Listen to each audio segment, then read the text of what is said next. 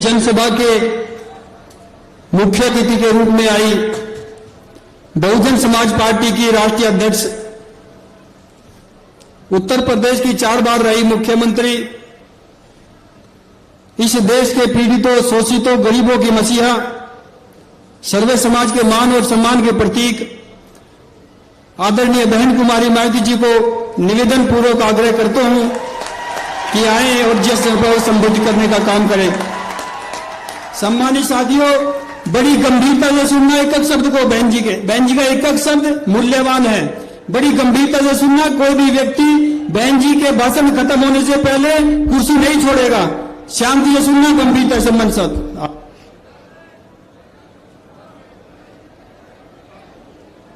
चुनावी जनसभा में इकट्ठा हुए बहुजन समाज पार्टी व भारतीय राष्ट्रीय लोकदल के बने इस गठबंधन के सभी छोटे बड़े पदाधिकारी, नेता एवं कार्यकर्तागण, आज आप लोग यहाँ हरियाणा प्रदेश में विधानसभा के लिए हो रहे आम चुनाव में अपने बने इस गठबंधन के उम्मीदवारों के समर्थन में हमें सुनने के लिए यहाँ इकट्ठा हुए हैं, तो उसके लिए मैं आप सभी लोगों का हार्दिक दिल से आभार प्रकट करती हूँ,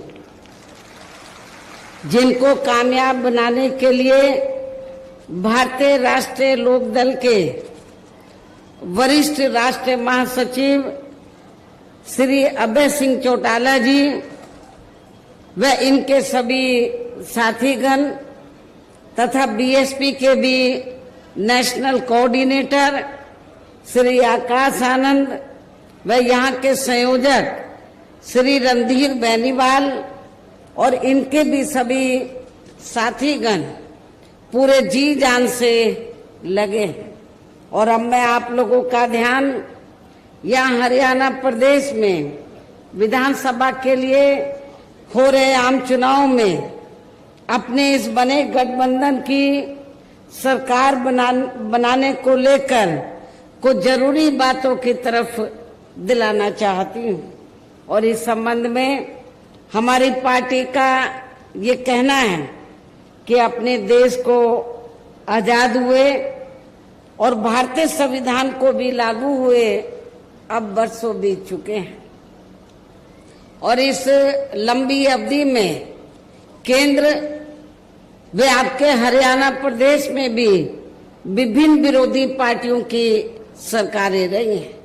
लेकिन दुख की बात यह है कि इस दौरान आपके हरियाणा प्रदेश में भी यहाँ विरोधी पार्टियों की रही सरकारों में सर्व समाज में से खासकर दलितों, आदिवासियों, पिछड़े वर्गों, मुस्लिम व अन्य धार्मिक अल्पसंख्यकों के साथ साथ गरीबों, मजदूरों, किसानों, व्यापारियों एवं अन्य मेहनतकश लोगों का भी पूर्ण रूप से विकास व उत्थान आदि नहीं हो सका है।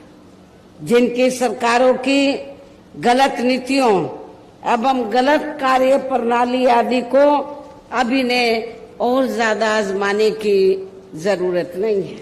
और इस मामले में खास तौर से मैं दलितों, आदिवासियों व अन्य पिछड़े वर्गों के लोगों को ये बताना चाहूंगी कि इन वर्गों को परम पूज्य बाबा साहब डॉक्टर भीमराव अंबेडकर के कड़े संघर्ष एवं अथक प्रयासों से भारतीय संविधान में मिले कानूनी अधिकारों में से विशेषकर सरकारी नौकरियों में जो इन्हें आरक्षण की सुविधा मिली है, तो उसे यहाँ पहले कांग्रेस की और अब बीजेपी की तथा अन्य और पार्टियों की भी राज्यों में रही सरकारों की जातिवादी सोच व मानसिकता के चलते इन्हें यह आरक्षण का पूरा लाभ नहीं दे पा रहे हैं।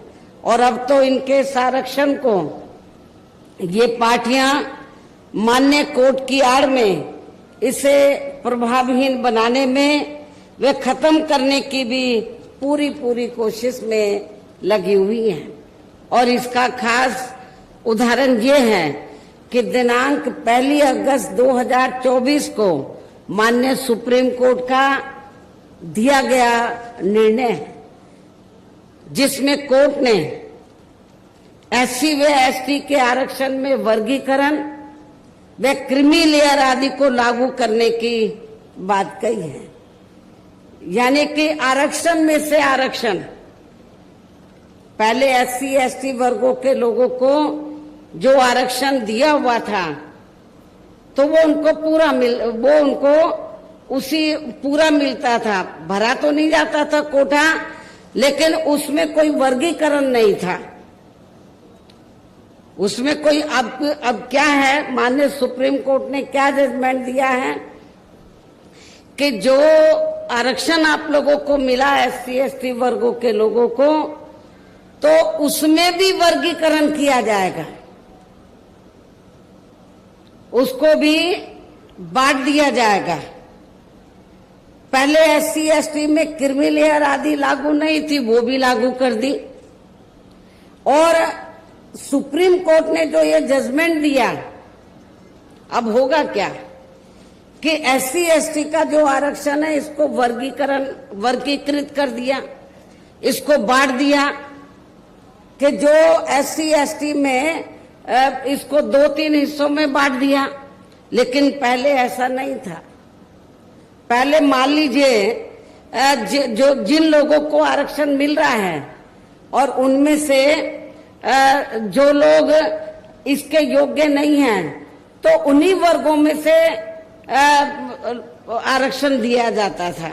लेकिन अब ये वर्गीकरण करके ये लोग क्या करेंगे कि जो योग्य नहीं होंगे तो उनको पहले एससी में ही जो मजबूत जातियां थी उनको मिल जाता था। अब ये धीरे से चुपके से अब ये करेंगे क्या, सामान्य वर्गों के लोगों को उनका ये आरक्षण दे देंगे। और ये जो व्यवस्था की गई है, माननीय सुप्रीम कोर्ट ने जो व्यवस्था की है, तो इस व्यवस्था में सेंटर की ओर से, सेंटर में किसकी सरकार है, भारतीय जनता पार्टी की।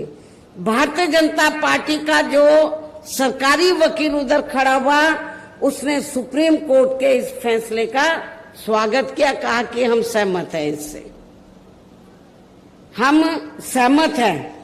कांग्रेस के भी वकील खड़े हुए, उन्होंने कहा कि हम इससे सहमत हैं। और ये एससी एसटी में जो आरक्षण में पहले वर्गीकरण नहीं था, अब उसमें वर्गीकरण कर दिया।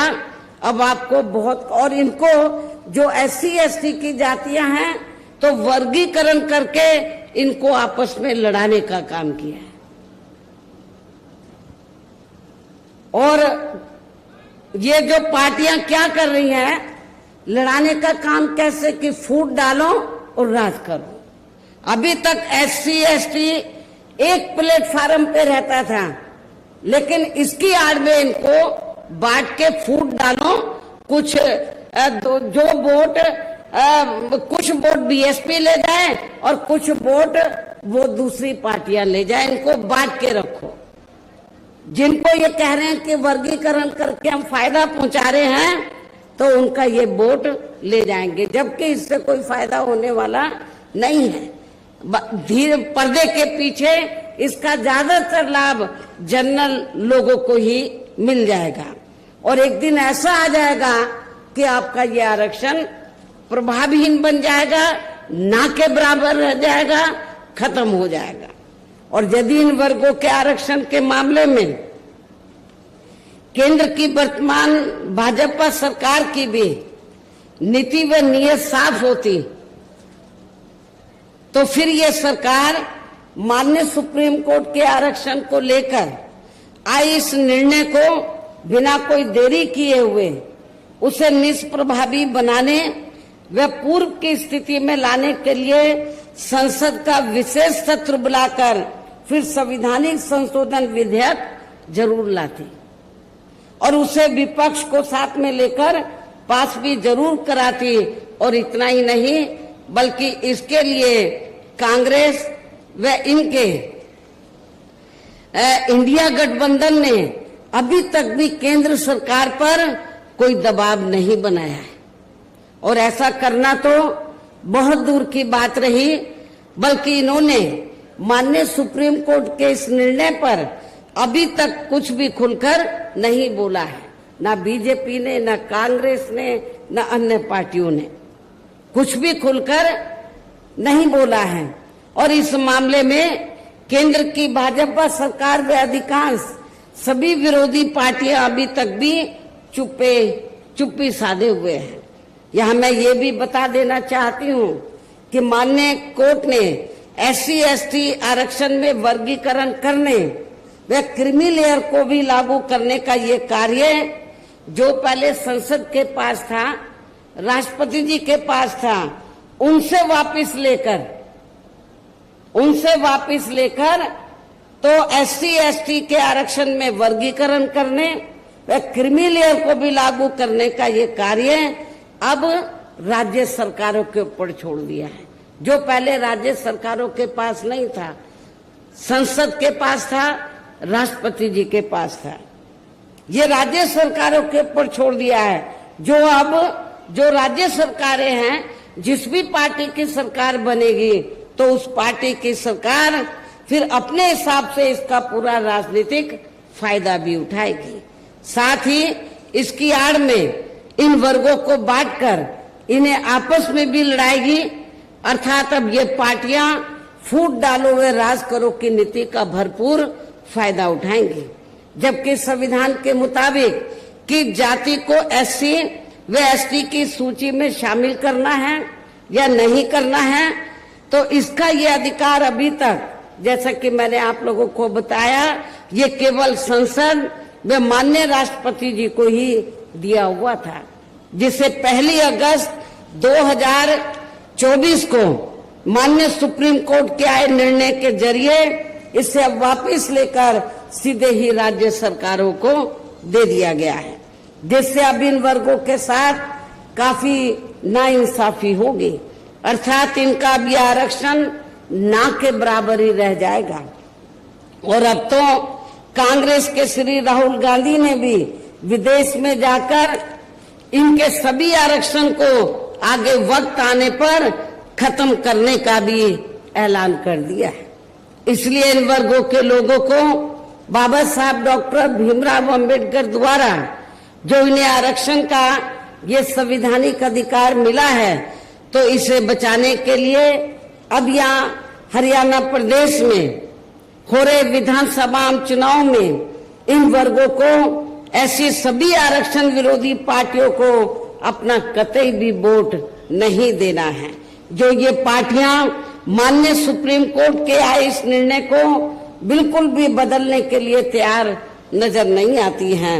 अर्थात इस मामले में केवल ये पार्टियां इन वर्गों को गुमराह करने में ही लगी हुई हैं। ऐसी स्थिति में अब इन वर्गों को यहाँ विधानसभा के लिए हो रहे आम चुनाव में अपने बने इस गठबंधन की ही सरकार बनाकर इसे लागू होने से, यहाँ के हरियाणा प्रदेश में इसे लागू होने से तब तक लटका कर वे रोक कर रखना है जब तक केंद्र व विपक्ष द्वारा इस निर्णय को संवैधानिक संशोधन के जरिए खत्म करके इसे पुरानी स्थिति में बहाल नहीं कर दिया जाता है।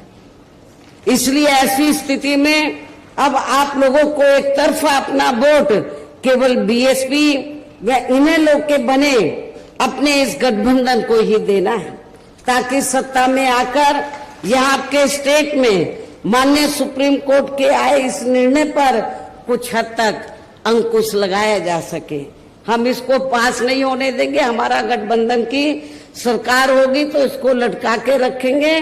और कब तक रखेंगे? जब तक हम पार्लियामेंट में संवैधानिक संशोधन लाने के लिए हम सेंट्रल गवर्नमेंट के ऊपर दबाव बनाएंगे, वो इसको पुरानी स्थिति में नहीं ले आती है, बहाल नहीं कर देती है। इतना ही नहीं बल्कि केंद्र व राज्यों में कांग्रेस बीजेपी व अन्य जातिवादी पार्टियों की रही सरकारों ने इनका आरक्षण का कोटा अभी तक भी पूरा नहीं किया है। आपके हरियाणा प्रदेश में भी यही स्थिति है।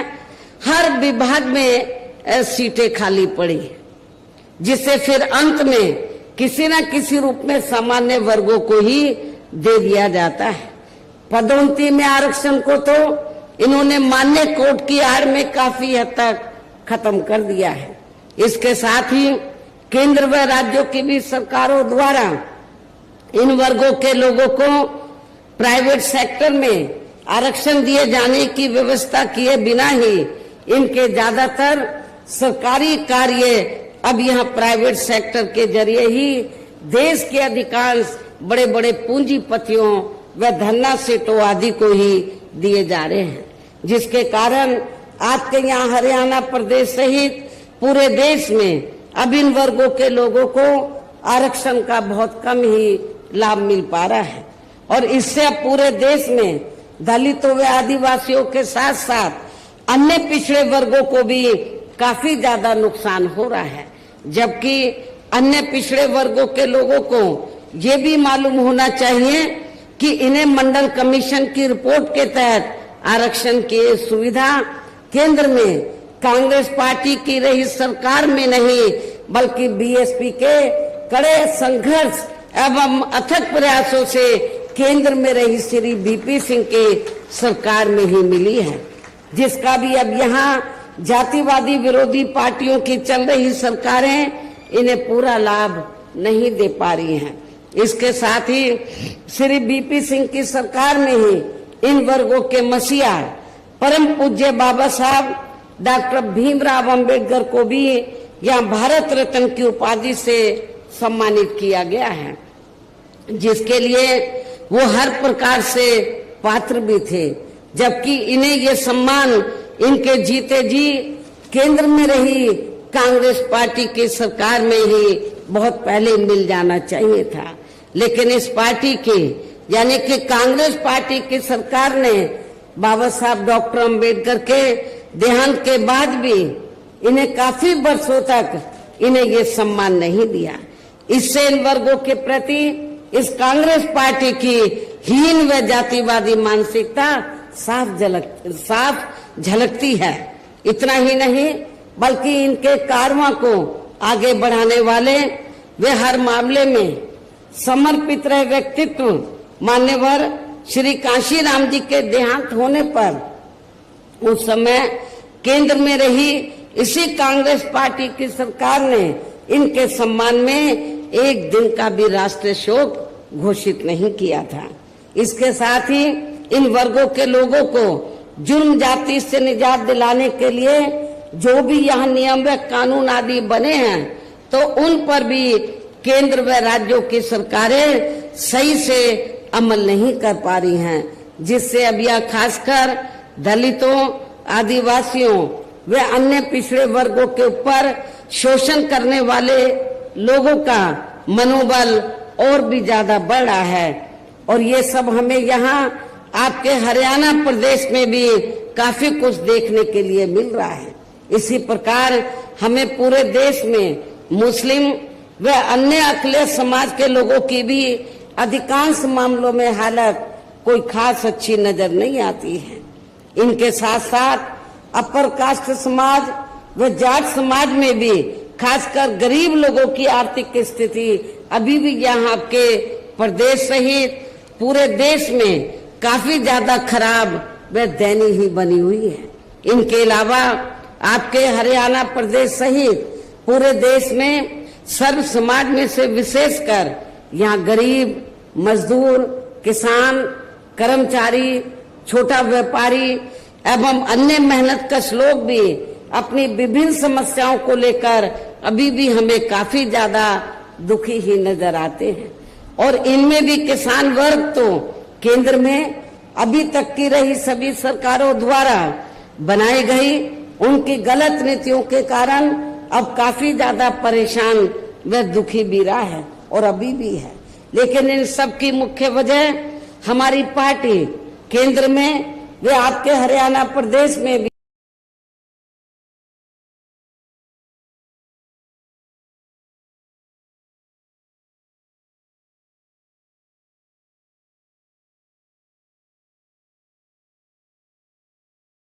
टाइम की जातिवादी, पूंजीवादी व संकीर्ण मानसिकता के तहत बनाई गई उनकी गलत नीतियों एवं गलत कार्य प्रणाली को ही काफी हद तक जिम्मेवार मानकर चलती है।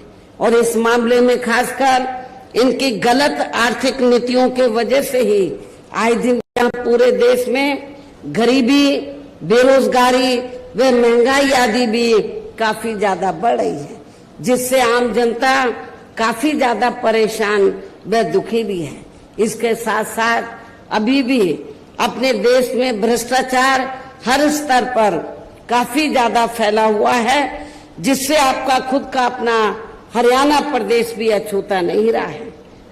और इन सब का मुख्य कारण हमारी पार्टी आजादी के बाद से लेकर अभी तक केंद्र व देश के अधिकांश राज्यों में तथा आपके खुद के अपने हरियाणा प्रदेश में भी ज्यादातर सत्ता यहाँ खासकर पूंजीवादी पार्टियों के हाथों में ही आने को मानकर चलती है, जिसके कारण ही अब पूरे देश में वे आपके खुद के अपने प्रदेश में भी अभी भी हमें यहाँ सर्व समाज के लोग अधिकांश मामलों में काफी ज्यादा दुखी व परेशान ही नजर आते हैं, जबकि पूरे देश में बहुजन समाज पार्टी ही अकेली एक ऐसी पार्टी है जो विरोधी पार्टियों की तरह देश के बड़े बड़े पूंजीपतियों व धन्ना सेठों की आर्थिक मदद से नहीं बल्कि अपनी पार्टी के ही आम कार्यकर्ताओं की आर्थिक मदद से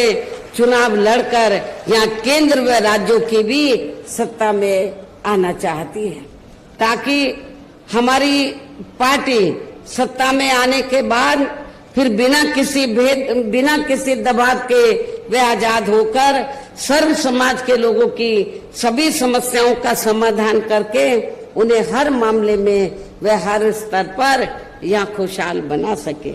और इसी आधार पर चलकर ही आबादी के हिसाब से देश के सबसे बड़े प्रदेश उत्तर प्रदेश में 4 बार हमारी पार्टी ने अपने नेतृत्व में वहाँ सरकार भी बनाई है, और हमने अपनी सभी चारों रही सरकारों में अपनी पार्टी की विचारधारा एवं सिद्धांतों के तहत चलकर वैसे तो वहाँ सर्व समाज के हितों का पूरा ध्यान रखा है, लेकिन सभी मामलों में प्राथमिकता पहले हमने वहाँ सर्व समाज में से विशेषकर उन दलितों, आदिवासियों, पिछड़े वर्गों, मुस्लिम व अन्य अकलियतों को तथा गरीब एवं असहाय लोगों को ही दिया है, जिनकी वहाँ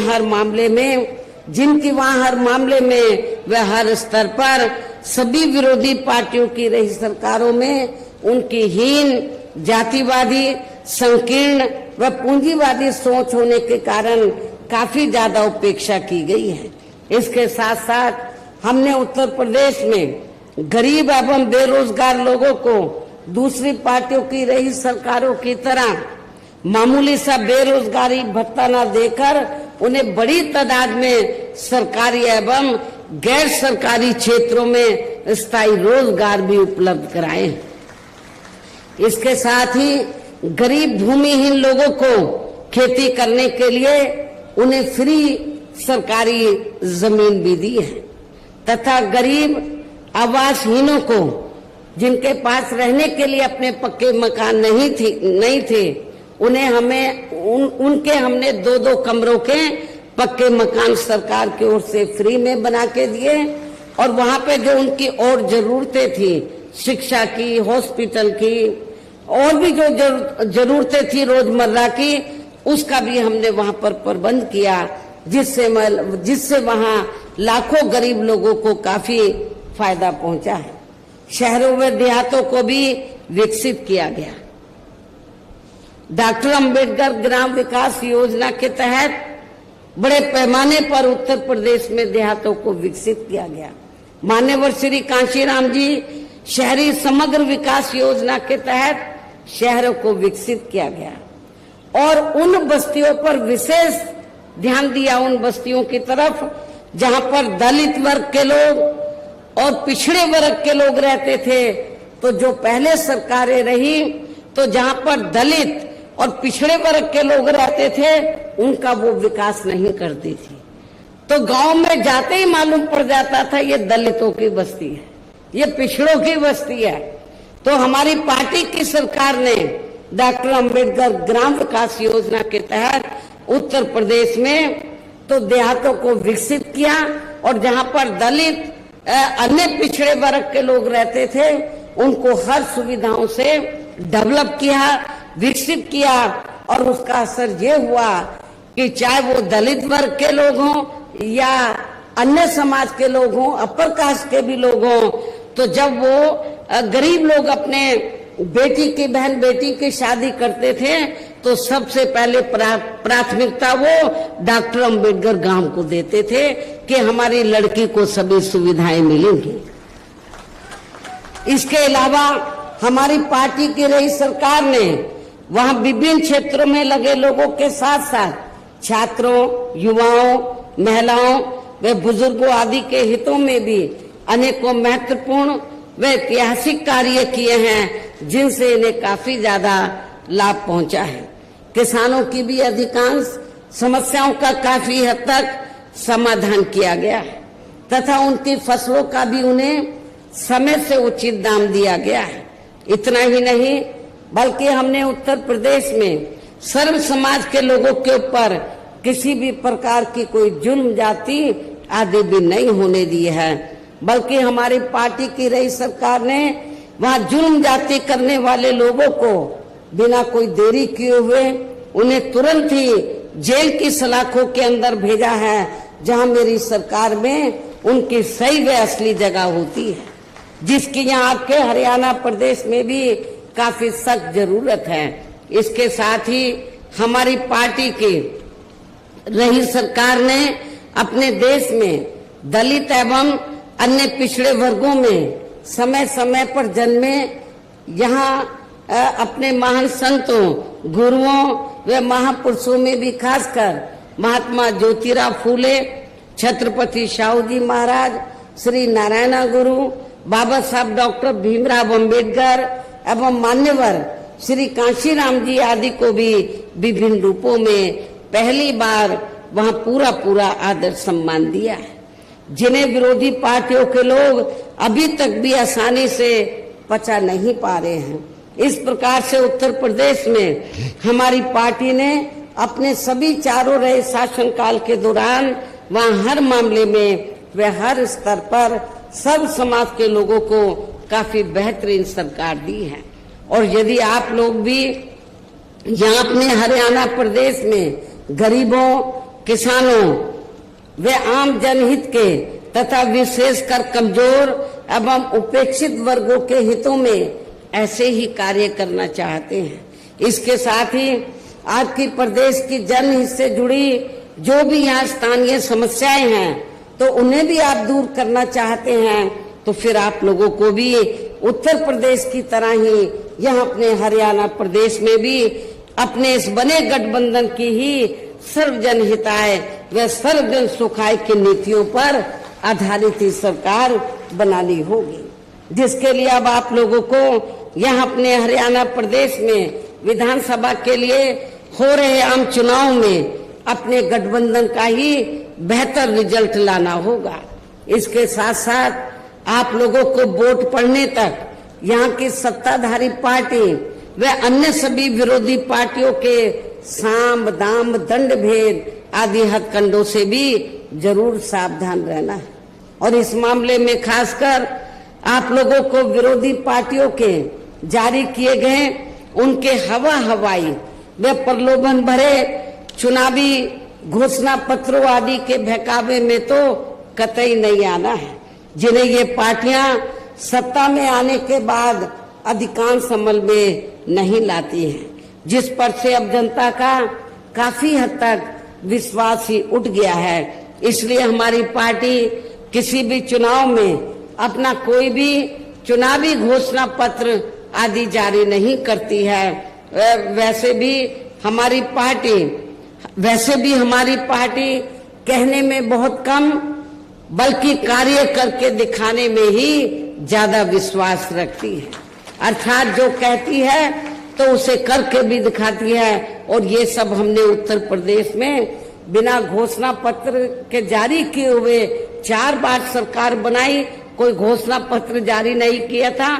उसके हम कब करते हैं? जब सरकार बन जाती है, फिर हम अपनी नीतियां बताते हैं कि हमारी सरकार की नीतियां क्या है। उससे पहले हम कोई हवाई बातें नहीं करते हैं। और अब संक्षेप में मेरा यही कहना है कि आप लोगों को अपने खुद के, अपने हरियाणा प्रदेश के भी हित में यहाँ बीएसपी व इनेलो के बने अपने इस गठबंधन की ही सरकार बनाना बहुत जरूरी है। और अब आप लोगों को अपने इस गठबंधन के उम्मीदवारों को ज्यादा से ज्यादा कामयाब बनाना है, जिसके लिए बीएसपी के उम्मीदवारों को हाथी चुनाव चिन्ह के सामने वाले बटन को दबाकर तथा राष्ट्रीय लोकदल के उम्मीदवारों को चश्मा चुनाव चिन्ह के सामने वाले बटन को दबा के उन्हें जरूर जिताना है। असम से तो आपका नौजवान साथी खड़ा हुआ है। इनके पिता पहले पार्टी में बहुत सक्रिय रहे, अभी वो बीमार हैं। वो इसलिए उन्होंने बीएसपी को अपना बेटा समर्पित किया है कि ये बेटा मैं बीएसपी को दे रहा हूं। नौजवान है, मेरी आप लोगों से पुरजोर अपील है कि आप इस नौजवान को जिताकर इनके मनोबल को जरूर बढ़ाएं। इनको राजनीति में कामयाब बनाने का काम आप लोगों का है। और भी यहाँ पर इस करनाल जिले में आसपास की जो विधानसभा की सीटें हैं, गठबंधन के और भी उम्मीदवार हैं, उनको भी आपको कामयाब बनाना है। इस प्रकार से आप लोगों को अपने बने इस गठबंधन की ही पूर्ण बहुमत की सरकार बनाना है। और सरकार बनने पर फिर गठबंधन की ओर से आपके हरियाणा प्रदेश का मुख्यमंत्री चौधरी अभय सिंह चौटाला जी को ही बनाया जाएगा, जिनको मेरे आशीर्वाद के साथ साथ इनके पिता चौधरी ओम प्रकाश सिंह चौटाला जी का भी पूरा आशीर्वाद प्राप्त है। वैसे स्वर्गीय चौधरी देवीलाल जी का भी हमेशा इन पर आशीर्वाद बना रहा है। इनके साथ साथ गठबंधन की ओर से बीएसपी का, ये जो हमारा गठबंधन है, इनके साथ साथ गठबंधन की ओर से बीएसपी का एक डिप्टी सीएम दलित वर्ग का तथा दूसरा डिप्टी सीएम अन्य पिछड़ा वर्ग या अपर कास्ट समाज में से ही बनाया जाएगा। और ये दोनों डिप्टी सीएम कौन होंगे, इसका फैसला इस चुनाव का नतीजा आने के बाद ही किया जाएगा। इन्हीं जरूरी बातों के साथ ही अब मैं आप सभी लोगों से अपने बने इस गठबंधन के अधिकांश उम्मीदवारों को जिताकर अपनी यहाँ गठबंधन की ही सरकार जरूर बनाना है। इस उम्मीद के साथ ही अब मैं केंद्र सरकार से देश में जातीय जनगणना कराने के लिए भी विशेष अनुरोध करती हूँ, जिसको पहले केंद्र में रही कांग्रेसी सरकार ने और अब वर्तमान में चल रही बीजेपी की सरकार ने भी इसे अभी तक भी लटका के रखा हुआ है, जो उचित नहीं है। इसके लिए भी इनसे विशेष आग्रह के साथ ही अब मैं अपनी बात यही समाप्त करती हूँ। धन्यवाद। जय भीम व जय भारत।